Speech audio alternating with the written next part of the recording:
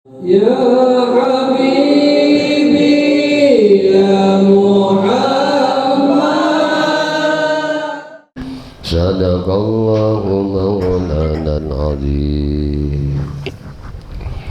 Radina hidan Allah hadratin Nabi Muhammad sallallahu alaihi wasallam jami'an zuhadi dunya masyarakat wa ila Allahi jami'al anbiya al-mursalin jami'al malaika al-mukarramin jami'al fuqaha wal muhaddisin wal qurra wal mufassirin sallallahu wa ila Allahi jami'al awliya kama syarika al-ardu wa magharib wa ila Allahi jami'al syamina mu'allimina muslimin wa sallallahu ala sayyidina Muhammad wa ila sayyidina Abu Bakr sayyidina Umar bin Khattab sayyidina Utsman bin Affan wa ila sayyidina Ali bin Abi Thalib wa ila Hasan wa Husain wa ila Fatimah wa ila Imam Ali Zain al-Abidin wa ila Imam Hasan al-Basri wa sirri syakat Imam Junaid al-Baghdadi wa ila Muhammad Sufyan as-Sawri wa ila Imam Hanifah Maliki Syafi'i Ahmad bin Hanbal wa ila al-Imam Abu Hasan Asy'ari wa ila Imam Abu Mansur Maturidi wa ila Hujjatul Islam Abu Hamid Muhammad bin Muhammad al-Ghazali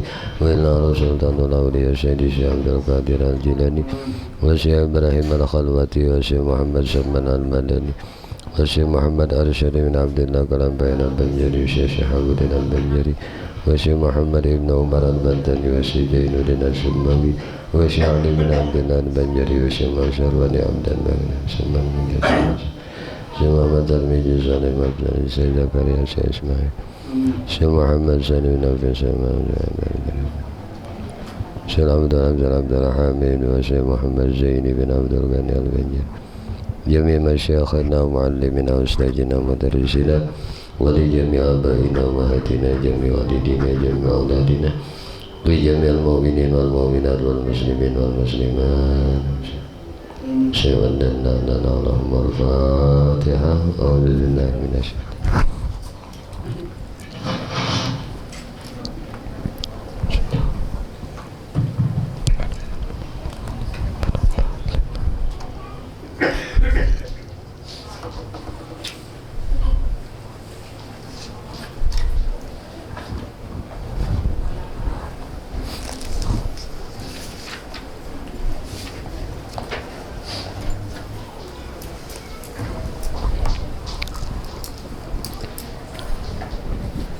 A'udzu billahi minasyaitonir rajim.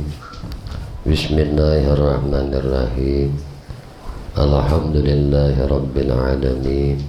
Allahumma shalli wa sallim ala sayyidina Muhammadin wa ala alihi wa ashabihi ajma'in. Amma ba'du. Qalu subhanaka la ilma lana illa ma 'allamtana innaka antal alimul hakim.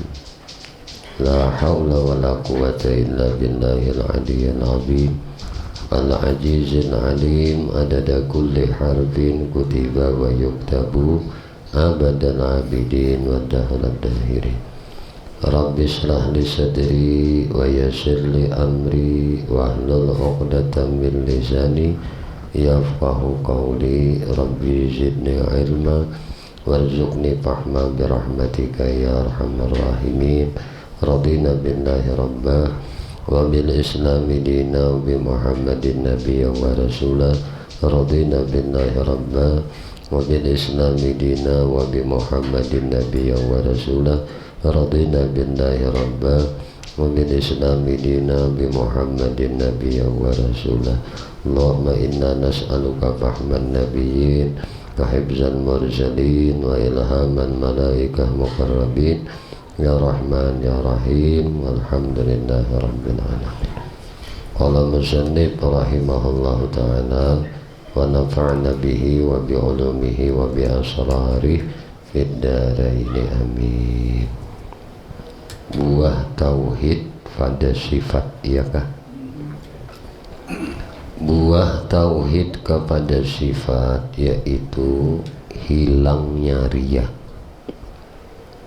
hilangnya takabur, hilangnya ujub, dan sifat-sifat tercela lainnya. Nah, jadi hendak menghilangkan sifat-sifat majmumah di hati ini, mesti dahulu belajar tauhidus sifat. Jadi kayak apa? Nah, bisa berbuah tauhidus sifat nita. Nah, B-nya sudah berbuah tauhid pada sifat itu, hilang nang ini. Artinya nang dimapa aja kita itu pintarnya, cerdasnya, alimnya, menginya kada berbuah masih tauhidus sifat. Nah, belum lagi kawa hilang riya, takabur, ujub, sum'ah, hubud dunia. Itu kada bakal hilang nang 7 ungkara penyakit hati ini. Bimun hendak hilang ning ini. Nah, mesti dulu belajar tauhidus sifat. Dan tauhidus sifat ini kalau sudah belajar berbuah bulang. Nah, berbuah bulang artinya kawa diamalkan. Mun sudah ma'rifat sifat Allah lalu diwujudkan dalam sifat diri. Arti diwujudkan itu diadakan nyata. Sifat Tuhan itu lawan kita. Nah, nyara bisa hilang. Kenapa masih ada ria? Karena ada kita masih bersifat kawa. Ya kah? Kita tuh ada bersifat kawa masih. Itu kada lepas dari bisa masuknya ria. Nah, kenapa bisa takabur, bisa sombong? Karena berisi masih diri bersifat kuasa bakahandak. Diri ini berisi kita. Kenapa orang tuh bisa ujub, bisa megah? Ya tadi karena merasa kawa, merasa bisa melihat, merasa bisa mendengar, merasa bisa berpender, merasa berisi ilmu. Nah, itu tuh sifat nang merasa kita nih bersifat ning ini nih, itu nang maulah ujub, itu nang maulah riya, itu nang maulah takabur, itu nang maulah sum'ah. Apabila kita mampu seperti demikian, yakni melihat Allah Subhanahu wa ta'ala pada tiap sesuatu, maka hilang segala sifat tercela. Bila kita tuh sudah mampu melihat Allah pada tiap sesuatu, hilang nam sifat-sifat nang majmumah ini, maka kita dikatakan orang yang sampai. Nang ngaran disambat orang nang wasil tuh hilang sifat. Nah, sifat di kita nih, kita melihat Allah Subhanahu wa ta'ala pada tiap-tiap sesuatu. Nah, bagaimana cara agar bisa kita nih punya tauhid seperti demikian? Kayak apa caranya? Al-Imam Ali karamallahu wajhah berkata kepada Rasulullah sallallahu alaihi wasallam, wahai Rasulullah, tunjukkan kepadaku paling mudah jalan sampai kepada Allah. Nah, jadi Sayyidina Ali pernah meminta kepada Nabi petunjuk agar bisa sampai jalan sampai kepada Allah. Paling ringan atas hamba-hambanya dan paling afdal di sisi Allah.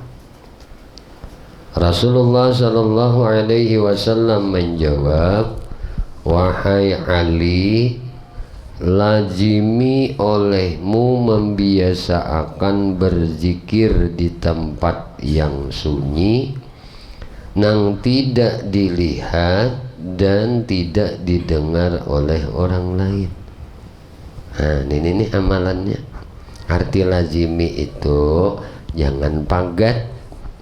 Nah, jangan pagat bila di tempat sunyi ini tuh, nah, orang kada tahu, orang kada mendengar, orang kada melihat. Nah, ngaran di tempat sunyi teh. Nah, lazimi nih berzikir kepada Allah Subhanahu wa ta'ala di tempat nang soranganan tadi, dilihat orang kada, didengar orang kada. Lalu Imam Ali bertanya lagi, bagaimana cara berzikirnya itu ya Rasulullah? Rasulullah sallallahu alaihi wasallam menjawab, ujar Rasulullah, berzikirnya itu pajamkan mata engkau, keraskan suara engkau, dan kata la ilaha illallah. Rasulullah mengulanginya nih, menyambat ini la ilaha illallah, la ilaha illallah, la ilaha illallah. 3 kali ini membacanya. Nah, maksud zikir yang pertama yaitu tidak ada yang berbuat melainkan Allah. La fa'ila illallah. Maksud zikir nang kedua yaitu tidak ada yang hidup melainkan Allah. La hayy illallah. Kada ada nang hidup, hanya Allah. Maksud zikir nang ketiga, tidak ada nang sebenarnya melainkan Allah. La ilaha illallah, la mawjud illallah. Jadi kata denang ada sebenarnya melainkan Allah aja. Maksud mengeraskan suara adalah untuk menguatkan himmah atau semangat. Dan maksud dari memejamkan mata yaitu supaya pikiran terarah semata-mata mengingat Allah Subhanahu wa ta'ala. Pahamlah sudah? Nah, ini nang dilajari oleh Nabi agar kita itu bisa wusul sampai kepada Allah Subhanahu wa ta'ala. Ma'rifat kepada Allah Subhanahu wa ta'ala, mengenal nama Allah Subhanahu wa ta'ala As-Samadu. As-Samad. As-Samad adalah nama Allah Subhanahu wa ta'ala nang ka-68. As-Samad artinya nang disampaikan kepadanya segala hajat. Allahus Samad. Engkau ya Allah tahu benar akan segala hajat kami. Kepadamu kami menyerahkan hajat. Itulah nang masyhur di antara sekalian makna dari nama Allah As-Samad. Dia tempat disampaikan segala hajat-hajat keperluan hambanya. Nah, kalimat As-Samad di dalam Al-Quran disebutkan dalam surah Al-Ikhlas, yaitu ketika seorang Badawi datang menghadap Rasulullah Sallallahu Alaihi Wasallam dan bertanya, "Ya Rasulullah, sifatkan kepadaku bagaimana Tuhan Engkau." Lalu turun firman Allah Subhanahu wa taala kepada Rasulullah sallallahu alaihi wasallam, "Qul huwallahu ahad, Allahus samad, lam yalid wa lam yulad wa lam yakul lahu kufuwan ahad." Ini ngarannya surah Dal-5, ya lah. Bila orang merancak bacaan ini kena dapat batu Dal-5. Ya datang seorang kena ke rumah batu Dal-5-nya ini. Ada kalau kisah sebenarnya. Coba hitung di hati. Berapa adanya qul huwallahu ahad. Di ahad tu dalnya sebuting. Allahus samad. Sebuting pulang leh di samad tadi. Lam yalid sebuting pulang dalnya 3, walam yulad 4, walam yakun lahu kufuwan ahad. Dan 5. Jadi walam yakun lahu kufuwan ahad. Nah, ini ditutup.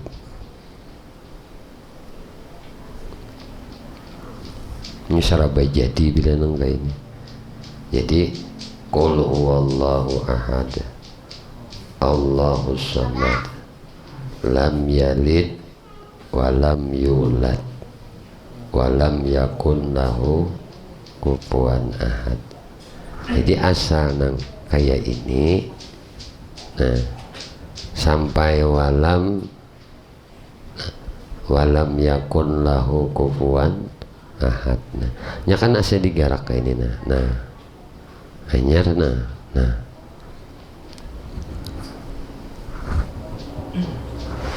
rancaki jam bacaan ini kena datang batu Dal-5 ini.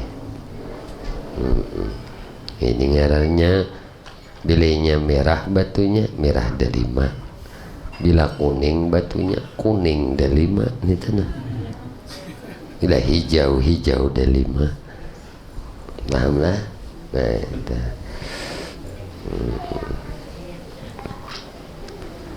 Allah Subhanahu wa ta'ala sangat senang jika hambanya menyampaikan hajatnya hanya kepadanya. Bahkan dia perintahkan menyampaikan hajat itu hanya kepadanya, baik hajat itu urusan duniawi ataupun urusan ukhrawi. Berdoalah kepada Allah Subhanahu wa ta'ala karena dia tempat meminta dan menyampaikan hajat. Dan jangan menghadapkan permintaan kepada selain dia, karena Allah Subhanahu wa ta'ala sangat marah kalau hambanya meminta kepada selainnya. Nah, Tuhan sehari menurut pinta tu lain pada unsidi. Setelah kita mengetahui bahwa hanya kepada Allah Subhanahu wa ta'ala satu-satunya tempat menyampaikan hajat, maka kita harus tahu aturan dan tata cara meminta atau menyampaikan hajat, dan apa-apa nang harus atau apa-apa nang boleh kita sampaikan. Kalau kita tidak mengikuti aturan itu ya adab dalam menyampaikan hajat atau doa, maka doa kita tidak akan dikabulkan. Dan sekiranya dikabulkan, maka itu hanya sebuah istidrat atau lanjuran. Hal-hal yang tidak boleh kita minta, di antara hal-hal yang tidak boleh kita minta kepada Allah yaitu 1, hal-hal yang mustahil secara akal terjadinya. atau hal-hal nang di luar adat kebiasaan sehari-hari. Dua, minta sesuatu nang tujuannya tidak baik atau nang diharamakan. Nah, ini kita kan udah boleh minta nang diharamakan. Kalau bayar itu kanakan buntut aja, nah itu udah boleh minta. Itu haram tuh ada boleh. Takut dong guru pulang. Nama guru angkanya minggu ini keluar aja. Banget dan ini. Nah. Yang ketiga, minta sesuatu yang tidak diketahui akibat baik dan buruknya. Meminta sesuatu yang tidak diketahui baik dan buruknya seperti meminta kekayaan atau meminta kedudukan, yang demikian itu tidak boleh atau tidak beradab kepada Allah. Namun jika kita hendak meminta yang demikian, maka kita harus mengiktikadkan dalam hati kita atau mengaitakan dengan kata jika itu baik bagiku. Ya Allah, ulun meminta jabatan, nah jika itu baik bagi ulun, nah beri jabatan ulun, munnya baik lawan ulun. Ya Allah, ulun minta menengahkan nah dalam pemilihan bakal legislatif, jika itu baik bagi ulun. Nah berarti muninya kada tapilih, ada baik bagi kita. Nah itu aja, coba-coba aja kena pulang nah.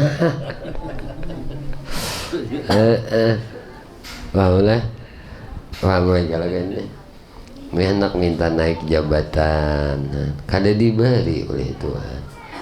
Ya Allah, jadi akan ulun camat misalnya, nah, atau kepala dinas. Kadang kepala dinas barang kawan kepala dinas itu. Bapak betul, amun itu baik. Haram.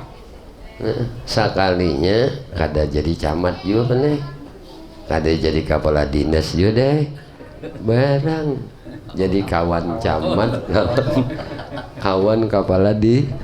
Ini berarti ini nang baik yang di kita pengmamain. Amun minta jabatan warah ini nang kada boleh tadi kalau nah. Sama tuh misalnya orang kematian bini kan berdoa, ya Allah beri ulun bini nang baik apabila itu baik dalam kehidupan ulun. Sekalinya mabarakan itu ditolak orang, dan itu tolak orang, itu ditolak orang. Umumnya sini kada payu ke aku ini. Dalam pandangan Tuhan, babinimu tuh pacang kada bawa maslahat, dosa gitu. Nah itu jangan nang liur saliur aja, liur hendak hamdalus pacang kada baik kita tah.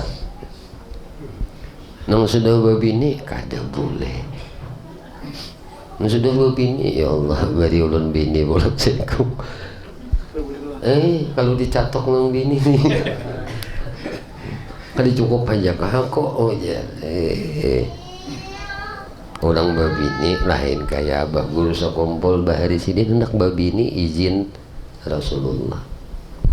Nah, diizini datu dulu, mbah datu mah izini, mahadang izin Rasulullah. Izin ya Rasulullah, lalu baik ngarannya karena ada izin dari kekasih Allah gitu tuh. Nah jangan nang disulungi aja hendak. Jadi bila orang nang itu diizini oleh Rasul, makanya bedanya wali itu lawan orang soleh biasa itulah. Orang soleh biasa tuh kemungkinan dia berbini untuk apa? Untuk apanya? Untuk selamat dari perbuatan dilarang. Tapi kalau walinya berbini bukan atas keinginan nafsunya, tapi atas perintah, atas izin. Dia minta. Nang kadada perintah, nang kadada izin, nang kadada ini ya nang pakalahian aja tertumbur aja di rumah tertumbur aja. Nah pada dasarnya nafsu. Lawan orang nang babini lebih pada sekong tuh berartinya mampu bersikap adil. Pahamlah, pahami baik-baik lagi ya. Baik-baik. Bila orang tuh babini lebih pada sekong berartinya mampu bersikap adil. Maka ujar Tuhan kan, fa in khiftum alla ta'dila fawahidah. Mun ikam khawatir takut ikam tuh kada bisa berlaku adil, satu aja. Nah berarti nang kawat dua berartinya tuh orang adil ya kah? Nah kayak itu aja tuh simpulnya.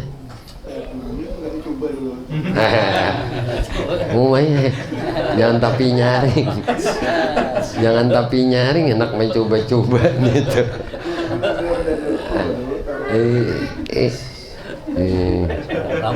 Amun lior teh lior ae le. Ada apa-apa bini aman aja berdatang sini. Adanya kada wani pang itu nantawani nang di rumah gitu. Adanya kada wani pang ya nantawani nang di rumah gitu. Minta aja. Jadi munnya sudah nang kaitan lah. Memang ketetapannya sudah.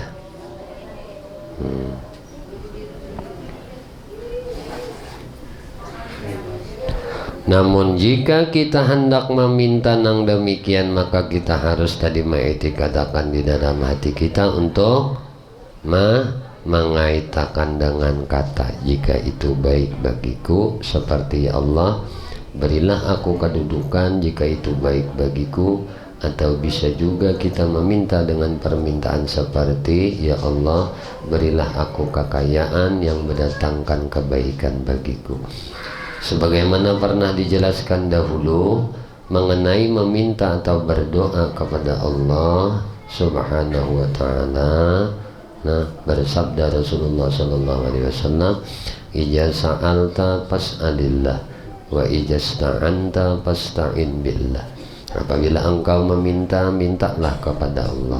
Apabila engkau meminta tolong, minta pertolonganlah dengan Allah. Hukum meminta kepada selain Allah.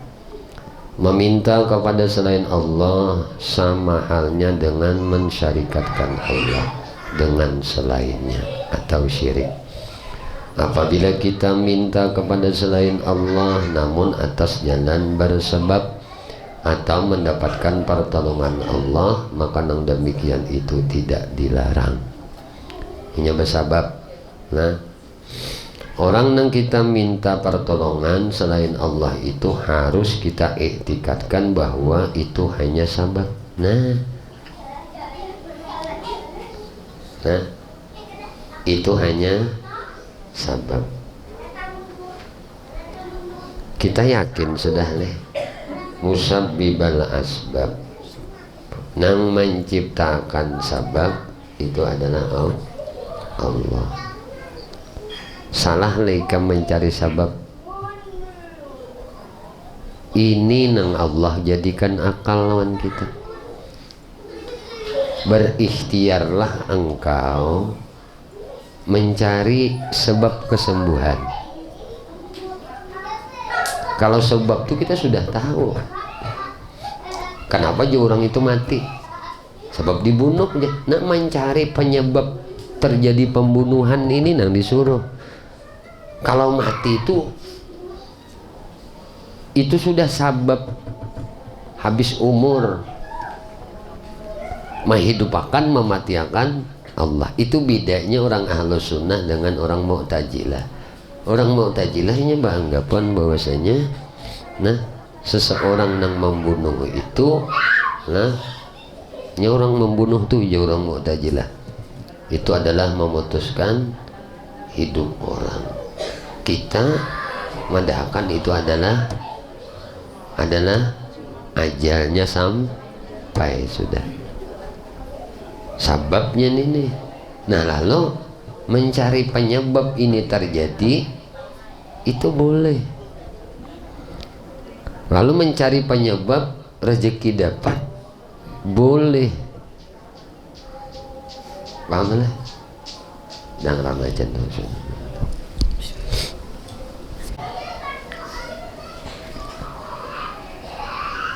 Orang yang kita mintai pertolongan selain Allah Subhanahu wa Ta'ala itu harus kita iktikadkan bahwa itu hanya sebab.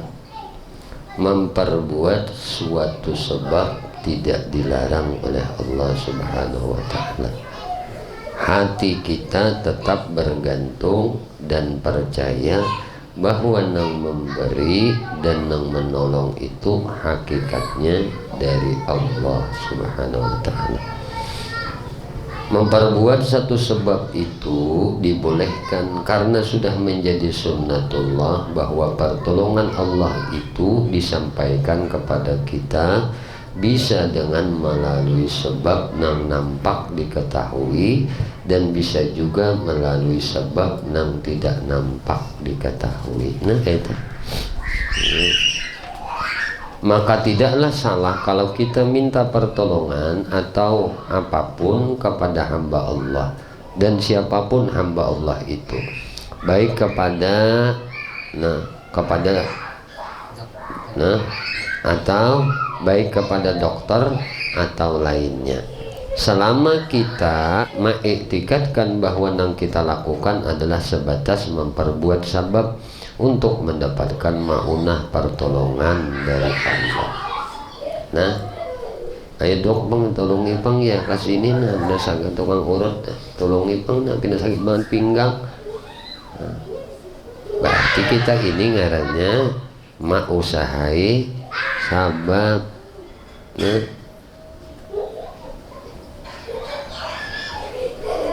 jadi sebatas memperbuat sabab itu. Nah, untuk mendapat pertolongan Allah itu boleh. Itulah ke dokter. Ini ngarannya memperbuat sabab tadi. Makan kan memperbuat sabab pula. Minum memperbuat sabab. Boleh ya selama kita jangan berkeyakinan makan itu nang menganyangi, minum itu nang mampi haus. Selama kita jangan berkeyakinan berusaha berdagang kun ini nang menyugihi, boleh aja kita memperbuat sebab berdagang. Haji Madi, Ire, Abah Rudi berdagang, berarti ini ngarannya memperbuat sebab lalu dijadikan Allah berhasil. Jangan meyakini berdagang bang aku, jangan ada berdagang nggak ada sugi. Nah nih berarti meyakini dagangan itu namanya menyugihi, berarti beriktikad mengenai sabab nang menyugihi. Baubat bang aku, kalau ada baubat kada ampih aku nih, nah berarti meyakini obat nang maampihi. Kalau memperbuat, menjadikan obat, meminum obat itu boleh dilakukan untuk mendapat pertolongan Allah. Karena Allah tadi memberikan rahmatnya, memberikan karunia-Nya pertolongan itu ada nang melalui sebab nang nyata dilihat tadi, ada melalui sebab nang kada nyata dilihat. Paham ya katalah kita. Nah artinya bagawi ini ngarannya memperbuat sabab. Nah memperbuat sabab nang memberi rezeki tetap Allah.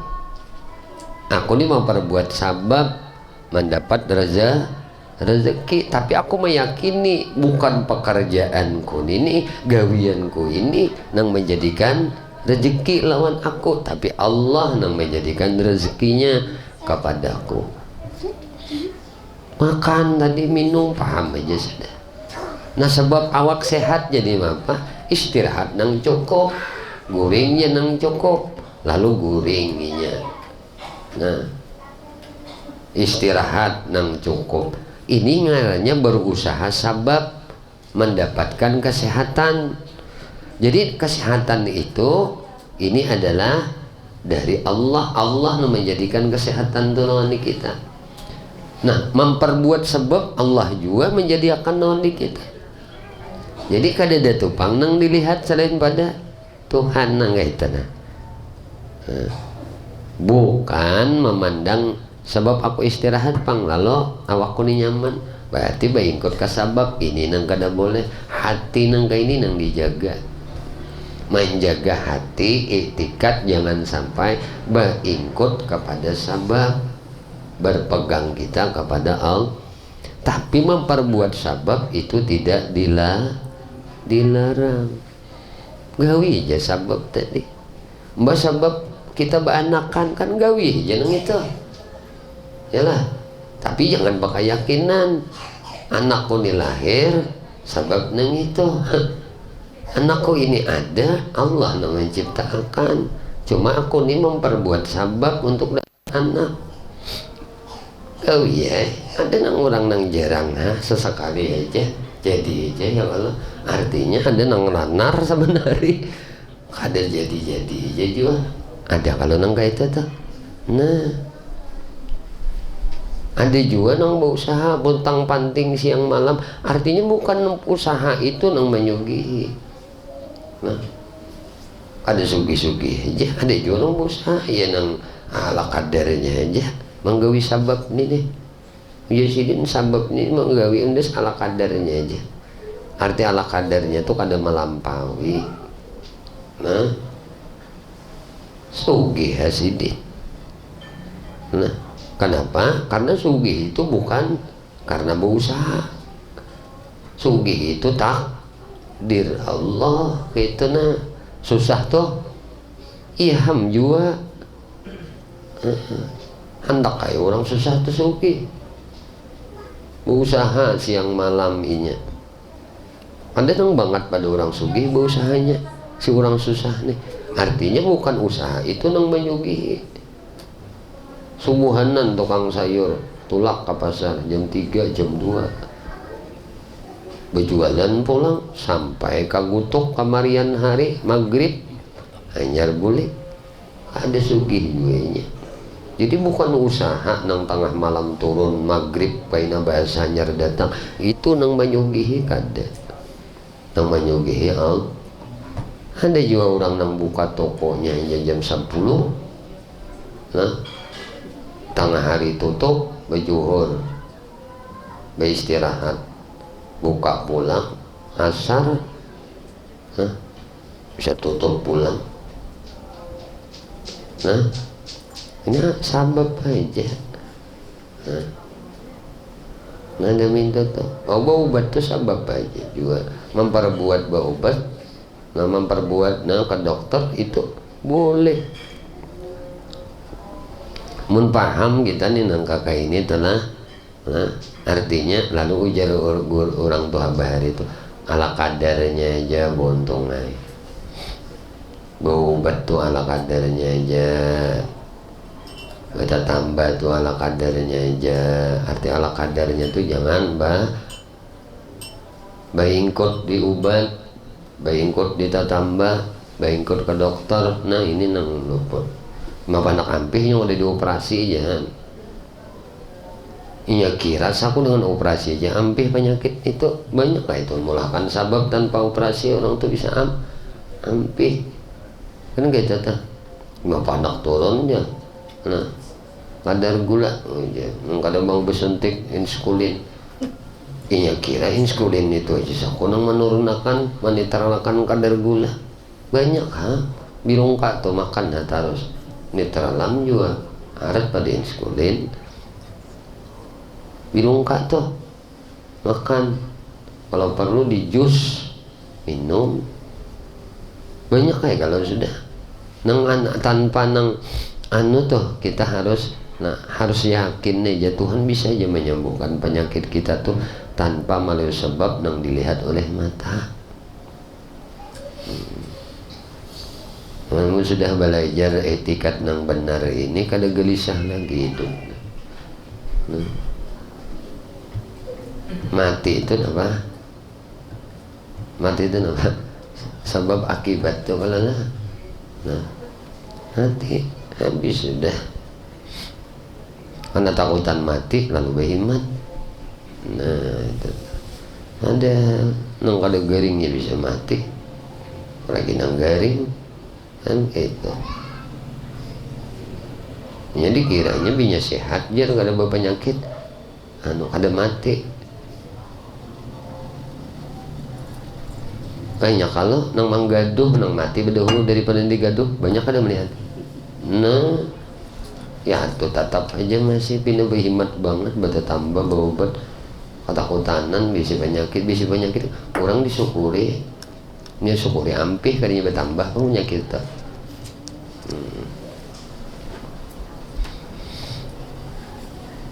Lalu tuh harta tuh dipikirkan sapalih oleh sidin mun pacang nang kaini wara sidin habis amu harta ini bila lagi udah bersama akhirat unda makarah berobat aja habis kau obat ya karena diniatinya juga mencari duit supaya masa Tuhan kena kalau sakit garing kan berobat pas juga habis kan berobat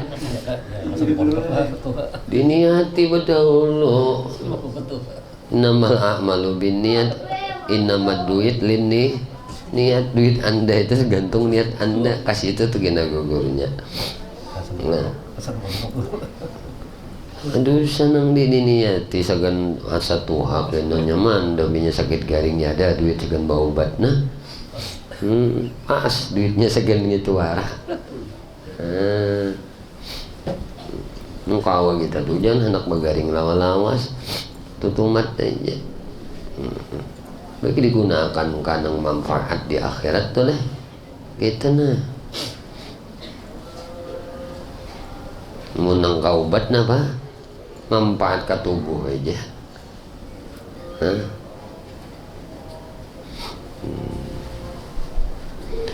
Hukum tawassul sama halnya dengan bertawasul untuk mendapatkan pertolongan Allah. Maka tawasul itu dibolehkan, baik bertawasul dengan amal saleh sendiri atau bertawasul dengan orang-orang saleh dan para wali. Contoh, tawasul dengan amal saleh seperti ya Allah dengan barakat surah Al-Fatihah atau dengan barakat baktiku kepada orang tua, tolonglah aku, boleh gini ya Allah. Nah, barakat surah Fatihah, barakat surah Yasin, maka ada dua jin guru berdoa Allah. Nah, bibarakati surat Al-Fatihah, bibarakati surah An-Nas, bibarakati ayat Al-Kursi, bibarakati amanar Rasul, bibarakati inna a'tayna kal-kausar. Banyak yang disambat di surah-surah. Bibarakati birrul walidain, barakat bakti kedua orang tua nih. Nah, ini tawasul lawan amal saleh. Nah, boleh nang kayak ini. Dan contoh tawasul kepada orang-orang saleh seperti ya Allah dengan barakat Rasulullah atau para wali, tunaikanlah hajatku. Nah, orang yang memanggil-manggil nama orang saleh atau para wali dalam meminta, sebenarnya mereka juga meminta kepada Allah, namun ada kalimat yang dibuang karena untuk meringkas atau memperpendek panggilan. Ya, bukanlah mereka meminta kepada wali itu, Karena para wali juga manusia biasa yang tidak bisa memperkenankan permintaan, akan tetapi mereka ada mempunyai pangkat atau kedudukan yang dekat di sisi Allah, sehingga dengan berperantara dengan mereka permohonan atau doa kita bisa lebih diperhatikan. Karena Allah Subhanahu wa ta'ala suka apabila orang-orang yang dikasihinya disebut-sebut. Para ulama dari madhab nang empat, Imam Abu Hanifah, Imam Malik, Imam Syafi'i, Imam Ahmad bin Hambal, mereka sepakat bahwa tawasul itu boleh. Tawasul memang sudah ada semenjak Nabi Adam alaihissalam sampai hari kiamat. Nah, di akhirat kelak manusia semua memohon pertolongan untuk syafaat kepada para nabi. Namun para nabi sibuk dengan urusannya masing-masing. Akhirnya mereka datang kepada Nabi kita Muhammad Sallallahu Alaihi Wasallam, dan Nabi kita nang mula-mula bisa memberi syafaat. Ini adalah tawasul yang dilakukan seluruh umat pada hari kiamat. Di hari kiamat aja bertawasul. Nah, minta syafaat. Nah, berbondong-bondong datang lawan Nabi. Kan kayak itu tuh.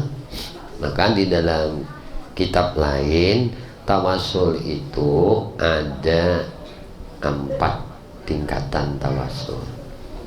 Jadi ada orang yang bertawasul dengan amal soleh 1.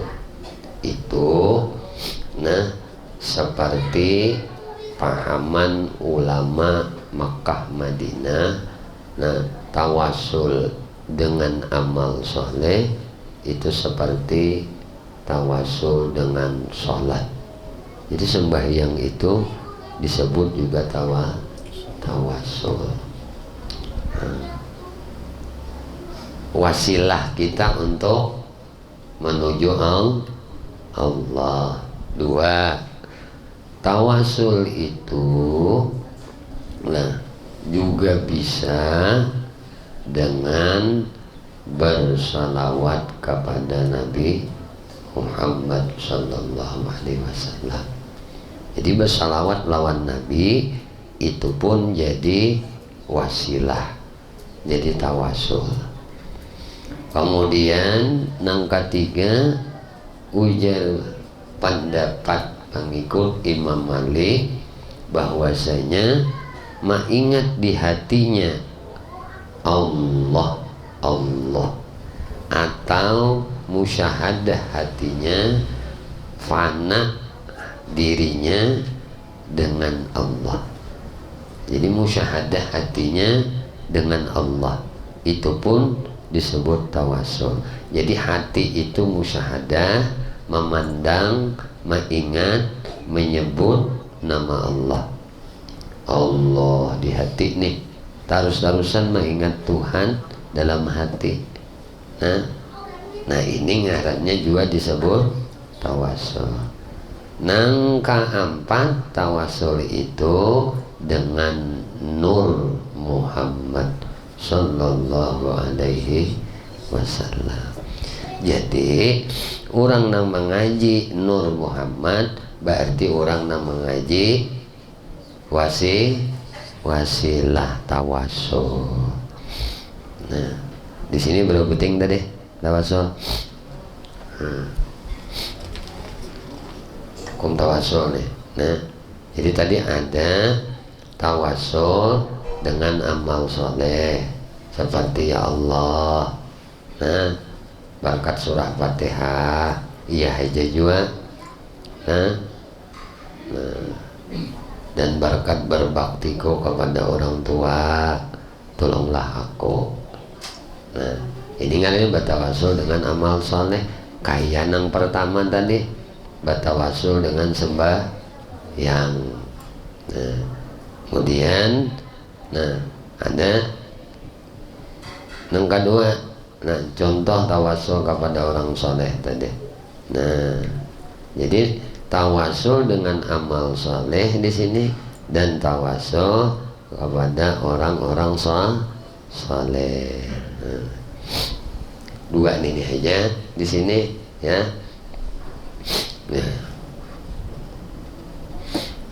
Nabi Muhammad SAW juga pernah bertawasul. Nah, Nabi kita Muhammad SAW ketika wafatnya ibunda Sayyidina Ali Fatimah bin Asad, beliau sendiri mengurus kapan dan menggali liang lahat. Bahkan beliau berbaring di liang lahat itu dan bertawasul dengan para nabi.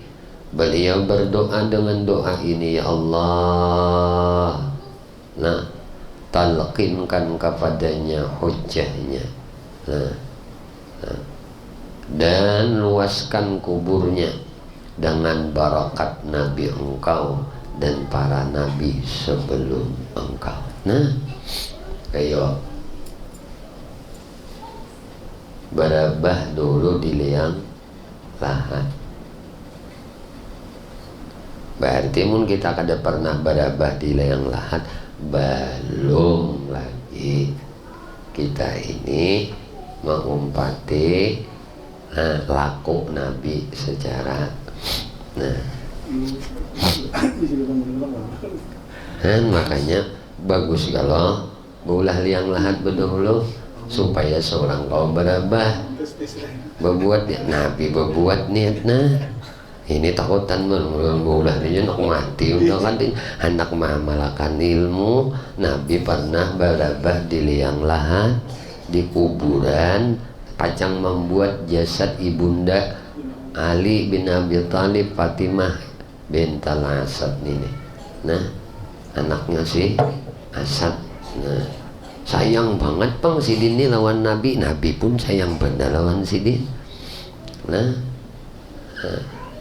lalu Nabi bertawassul nih lawan para nabi-nabi sebelum Sidin, luasakan nih. Nah, luasakan kuburnya dengan barakat nabi-nabi sebelum ulun. Barakat nabi dan nabi-nabi sebelumku. Nah, salah seorang sahabat datang kepada Rasulullah dan berkata, wahai Rasulullah, aku minta kepada engkau masuk surga bersama engkau. Nah, ulun hendak Rasulullah masuk surga lawan pian, ulun minta lawan pian masuk surga lawan pian. Jawab Rasulullah, tolonglah aku dengan banyak sujud. Hah?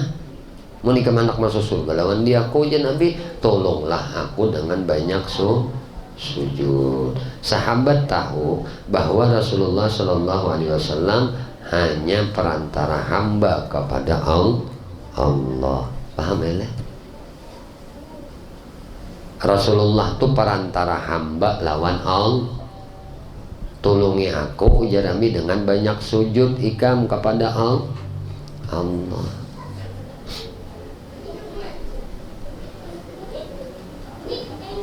Jadi kita ini kada boleh kada bapa perantara menuju Allah tuh kesimpulan gitu.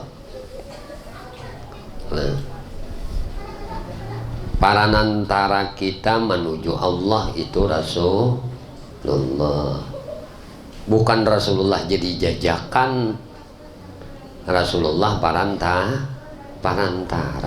wasilah. Ati Sayyidina Muhammad wasilah wal fadilah wad darajatal aliyatar rafi'ah. Itu nah. Jadi Nabi Muhammad jadi wasilah. Nah,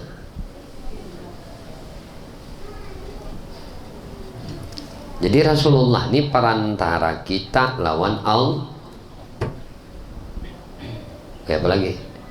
Rasulullah ini perantara kita kepada Allah.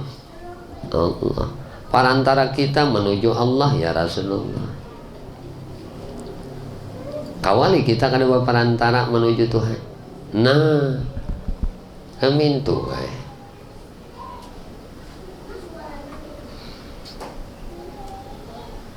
Jadi mun sembahyang ikam kada perantara Rasulullah. Kawal kita nih menuju Tuhan.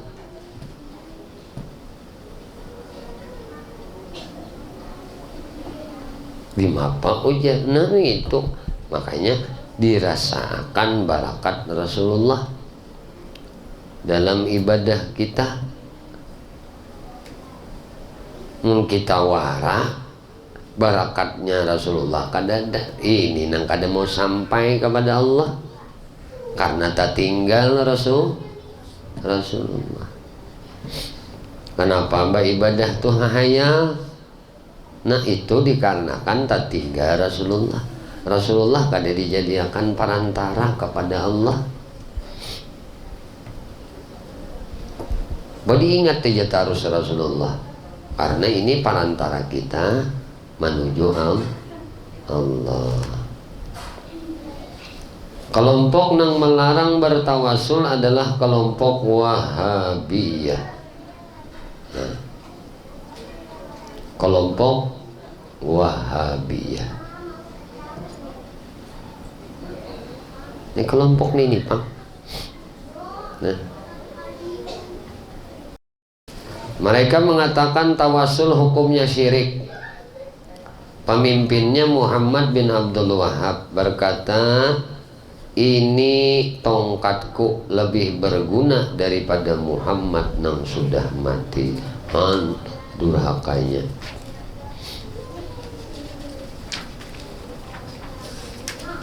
Inya memandang Rasulullah itu mati. Bila kita tuh memandang Rasulullah mati, ziarah ke Madinah itu ziarah kuburnya aja. Tapi bila kita memandang Rasulullah itu kada mati, maka ziarah kita tuh ke makam Sidin. Anda Sidin kada mati. Boleh aja keduanya nita. Nah, karena ada hadis Nabi, manzara qabri. Ka'annahu zarani fil hayat.